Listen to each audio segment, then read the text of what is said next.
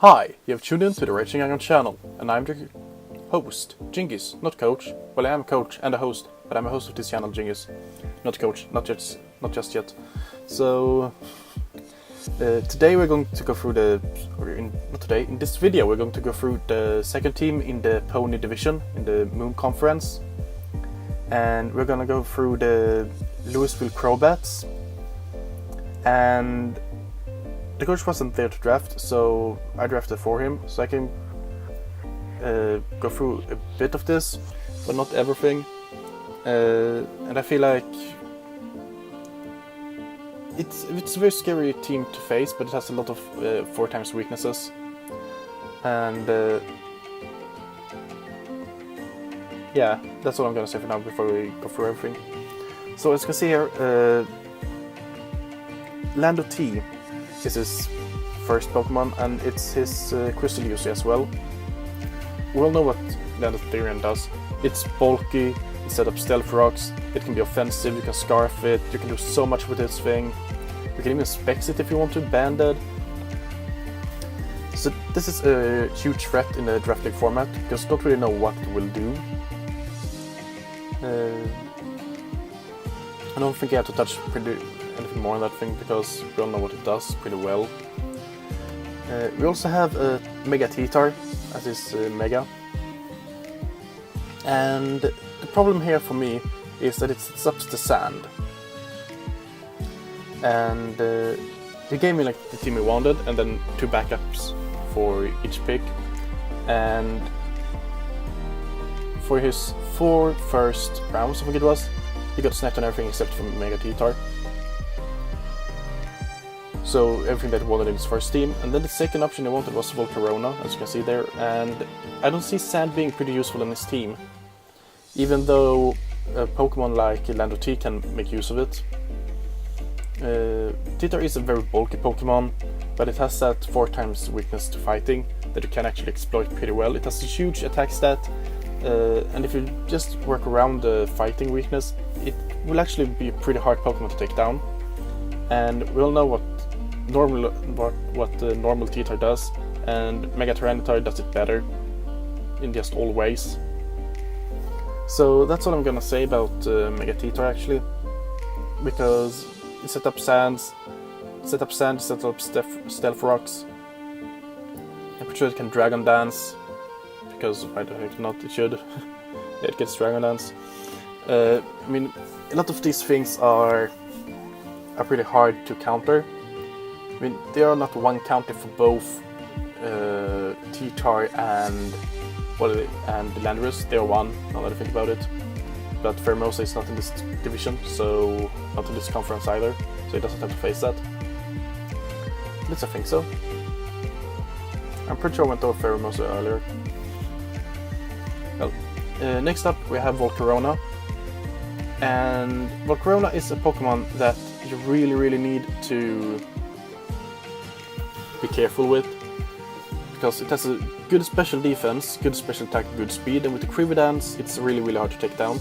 But that physical defense makes it drop to, I mean, I think even what's called a Rock Throw would take down this thing. I mean, it's so frail from the physical side and 4x weak to Rock. I don't see... Volcarona is a good Pokemon, but it needs to be at full health, and it needs to set up Cribidance. And since it's a fire type, it doesn't really get helped by the sand either. So I'm a bit iffy about why I wanted this as its second pick, when it was pretty obvious that it would be a sand pick. But yeah. I mean, it's still a pretty good Pokemon. And then to just add to the bulk, we have Blissey. I don't really like Blissey or Chansey, but if I had to choose, I would choose Blissey, because you don't have to run Eviolite. Even if it's not as bulky, then you can do a lot of more things if you don't have to run Eviolite. But I don't prefer any of them. They're both pretty meh in my opinion. So yeah, I think that's all I'm gonna talk about Blissey, because it does just the same thing as Chansey, and we all know what Chansey does. just that Chansey maybe does it better, but Blizz has more usability since it has a higher special attack stat, and you can actually run it in different ways than you can run Chansey. So next up we have Swampert. Swampert is a really good Pokemon, but that water ground typing hinders it so much in Draft League format, especially since it doesn't have the best special defense, in my opinion. And you can pretty much drop it with the slightest hit of grass type. Energy Ball destroys this thing, so does what's its face? The Grass Knot. So I mean, it's a good Pokemon, but I don't really see it be very usable in my opinion. I mean, it's actually pretty usable. I feel like Sand will buff its special defense, and that would help it tremendously. Because then it might actually be able to survive a grass type hit and actually answer back. Next up we have Electros, the only Pokemon with no weaknesses. Electric type with Levitate. It hits pretty hard, it's slow, but you can actually make it pretty bulky with AV. And to have an AV Electros, you really need to have a good move pool, and Electros has a good move pool. Oh, I feel they say to have an AV Electros, you need to have a good move pool on Electros. So, to be able to run AV on Electros, you really need to have a good move pool. And Electros has a good move pool. You can do a lot of different things, and it's actually pretty hard to take down, harder than you think. So I really like this pickup, and I feel like it works pretty well because he has 2 Levitators now, or 1 Flying and 1 Levitator. And neither Tyranitar nor Volcarona would like to stay in on the Earthquake, so that's pretty good synergy there. I don't really know how else you can use Electros, but still, it's a pretty good Pokemon. Then we have his next pick, it's a Fairy type, Comfey. Comfey is pretty defensive actually, more than you would think. When you just look at it, you feel like it's going to be pretty frail, but it's actually pretty bulky. And even though its special attack leaves a lot to desire, it can actually hit pretty hard as well. And as you can see, this is Call Mind user, so you can do a lot of things that you wouldn't be able to otherwise. And of course, you can run Natural Core or Triage, and Triage would be really powerful in this Pokemon. But this is not doubles, I don't really see how it will help that much, except for healing itself. I feel like this is a Pokemon that gets overlooked. I feel like it will prove itself to be worthy of Tier 3 next season. I really do think so. But we have it in Tier 4 for this season, and we'll see how well it does. And here we have Charizard. So this Pokemon doesn't need sand. This Pokemon needs sun. And if you have sand with Charizard, you pretty much know that Charizard will die at the slightest feint of attack. I mean, it's not that bulky. It hits pretty hard, and its regular speed makes it just... There's a reason for it to be Tier 5. And to have 4 times the weakness to rocks on your team is not very good. Not at all. I don't feel like he will bring Charizard at all, actually. I'm pretty sure if I was him, I would drop it. And the worst part is that every time I say that, people drop the Pokemon, and I can't stress this enough. I'm not a master when it comes to team building. I'm not a master when it comes to the lower tiers. I just say what I feel like are the best to do on their teams. And with that said, I feel like he should drop Charizard, but I don't say that he should drop Charizard.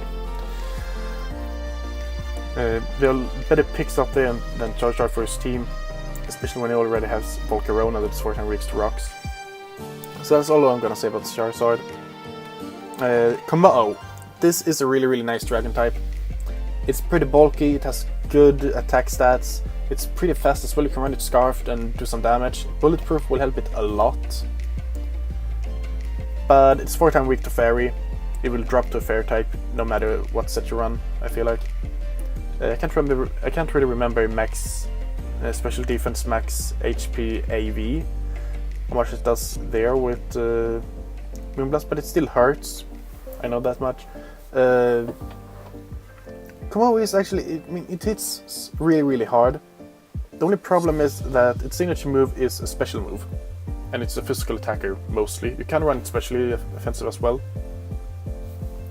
So I can just say that I really like Kumo. I really hope we can do well this season. I really do. Based on the appearances in other leagues, I don't feel like Kumo will do well. But I mean, we will just have to wait and see. Next up, we have another 4-time weakness in Rhyperior. But the thing here is that it has Lightning Rod that will help out in some way to get a new immunity. Lightning Rod is just like, it raises its special attack, and its special attack is booty, so it doesn't really need Lightning Rod in that sense. Solid Rock is a really, really good ability, and Reckless is another really, really good ability. And it has a great defensive stat, but not so much on the special defensive stat, so it's pretty obvious when you look at this team that Blizz will be a special wall. But at the same time, it will be pretty hard to go around that wall, and since if you run max special defense, you can actually do a lot if the sand is up. So that's actually pretty nice. I feel like Rhyperior will come in handy, and I feel like it will be able to work on that grass weakness. It has a slight ground weakness as well, but grass is the biggest problem here. I really hope we can do that. Charizard is only 4 times resistance to grass, and lots of grass types does actually get some form of rock type move. Even a hidden power rock will destroy Charizard, so I mean, yeah, Rhyperior it's a good Pokemon, and I feel like it will do well on this team since it already has sand up with the Mega T-Tar. Then we have Sceptile. So Sceptile is very, very fast, and it hits pretty hard. It's not that bulky, but it can do a lot of things. I feel like Sceptile is one of those Pokemon that you really need to have experience with using before you can use it well. I don't have that experience, so I can't really use this Pokemon well. I've hardly used Sceptile outside of Emerald. I mean, so I don't really have a lot of things to say about Sceptile. So, and then we have Shiinotic. I have nothing to say about Shiinotic at all. I have no clue what this Pokemon does, except for eating up dragon hits. So yeah. I mean, if you just look at the moveset you can learn, I'm pretty sure it can learn some offensive moves that is useful. But most of the thing is, I mean, it's... What? Ooh, that's a really nice ability. Strength Sap. Ability, status move. Or just non-damaging move. I mean, that's really, really nice. Wow. But it could actually come in really handy. I mean, I guess Shiinotic isn't as bad as I thought it was. But it's still like... It has a lot of... status moves and health returning moves and so on. So I feel like this is more like a not defensive pivot, but hardly a wall. I feel like Shiinotic is just here to be there to fill out a spot on the team so you can have 12 Pokemons. I don't really have anything else to say about that. If you look at his team overall, he has a lot of Pokemon that are good in sand, but he also have a lot of Pokemon that don't want to sand up at all. So I don't really know how he plans to use the team, but this will be really, really fun to see. I'm actually looking forward to see how this team works, even though I don't feel like it worked that well. But I mean, that's just my opinion. I still feel like the draft is better than we gave him credit for, even though it lacks some key components to be really, really good. But other than that, my name is Djingis, and I will see you next time.